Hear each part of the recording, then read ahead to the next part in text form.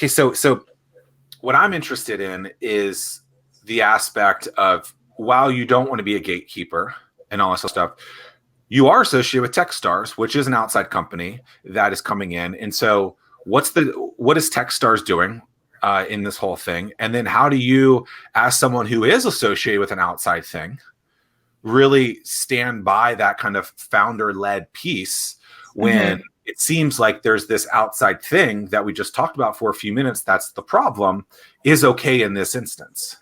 Yeah, so I'm really happy that you asked this question, because I was excited to start in this Techstars role. And when I founded FreePing a while ago, Techstars was always kind of like this holy grail. Oh my God, I really want to be in a Techstars accelerator because their success rates are so great, whatever. So there's some behind the scenes of how Techstars came to Hampton Roads. Techstars has a program called Ecosystem Development. It's brand new. We are a very small team, kind of like a startup inside of this company. Techstars, of course, their bread and butter are accelerators. They sort of they really sort of pioneered, along with a couple of others, this model of accelerators. And fast forwarding 10 years from when they started doing this, accelerators are almost kind of a dime a dozen to certain degrees of success, startup education and resources and workshops and things like that are also a dime a dozen. It's really easy to sort of get the information that you need. The benefit of a accelerator like Techstars is the network too. You get access to this big, huge global network, which we all have agreed is vital to a startup's growth.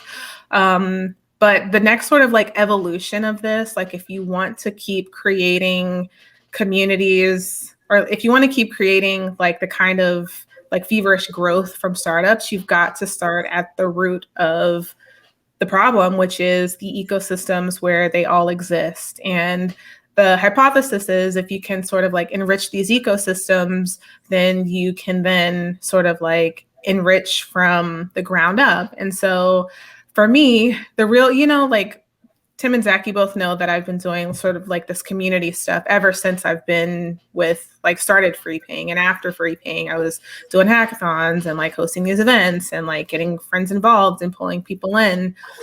There was never any money in that for me. I did it because I love to do it. And I think a lot of people in this ecosystem do it because they love to do it, and they're not at these super high levels. But the opportunity that I saw to join Techstars and do this work is that they are very intensely founder focused. They have a profit motive, of course, but they're move fast, break things, bullish on this founder first, very generous sort of give first model of ecosystem development.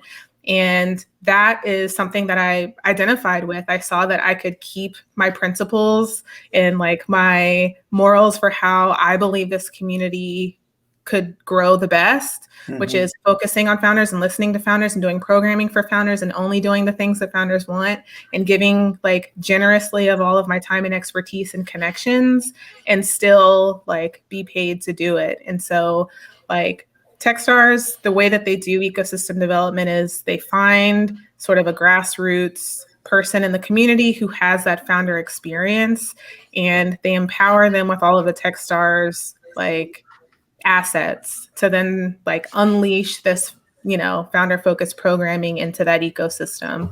And, with our new CEO, she's really strong on ecosystem development and data and wanting to grow communities. Yes, as a way to grow sort of a pipeline for Techstars, but that's also a good thing for founders. 84% of Techstars accelerator participants have either exited or still in business. So well, I think after all of this, something that's really, really important too is it's okay to make money, right? And I think people forget about that. It's hold on, you're in business to make money. Yes, you're going to help people solve problems, all that other stuff. But the only way a business actually makes it is if they make money. If they don't make money, guess what? When you lose all of your customers, all you have to do is look at several businesses in the last year who, when those customers stop coming in or stop clicking that button online, guess what? They didn't make sales. And so I think it's okay to make money. I think we just have to, there's a line somewhere in there that for some reason people just get in this world. And so it's, to me, it's fine if people are making money. I think to all of us, it's fine to make money, but we just want to make sure that the things We're that in it for the right reasons. Doing it for the right reasons. I think for what these founders are really looking for and they're starving for, oftentimes they can continue to get, right? Instead of building programming, for example, it's like, make sure it's actually what those people want instead of just doing what you think they want, because whatever, majig. And yeah. I mean, I find it quite ironic. Don't you think? Alanis Morissette. But yeah, no, like I find it really ironic that it took an organization like Techstars to hire someone who was a founder to do ecosystem. Exactly what I was about to bring up. And it's almost like a silly game that we need to play. It's like none of our approaches have changed. They've all been the same for the last 8 to 10 years. But all of a sudden that we have the branding of a Techstars behind us, it validated what we were thinking to be true. So now certain people in the community will listen to what we have to say. None of what we was any different. It's all been the same. But since you have the Techstars brand, your thought process is now validated. So congratulations, Aaz. Yeah, I mean, I never thought, well, I've said this before, but like, I think like Hatch needs to come back. I think that there are things that we have done. So I can sort of like mark time in my 3.0. Right. No, let her so keep like going, Tim. I want to hear this. No, this is how I like mark time in my brain when I'm going through like my history of my involvement in startups here. Like I came in during the Hatch era. There was a lot of energy. People were meeting at bars. There were events and things like that. It was great. I didn't hate driving to Norfolk to do these things because I knew that there was community there, and some of it would trickle back to the peninsula with me. But like that was the Hatch era. And then there was like the post-Hatch era.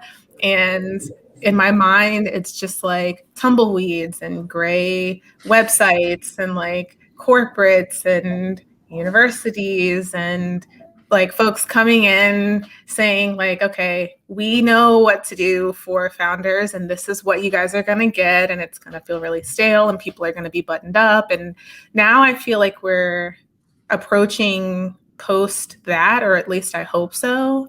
But yeah, like I think Hatch needs to exist. Something like I miss that energy is I guess. Well, I think what's interesting about that, and Tim, I'll let you go in a second, but like if you look at those organizations that came in, they were stale organizations, and that's not that those organizations aren't necessary, right? But when you start getting a ton of economic development folks running stuff, when you start getting a ton of universities, I think the word accelerator became a buzzword, and then every city wanted to jump on that like they did with whale hunting, right? And so it was like, hey guys, like stop.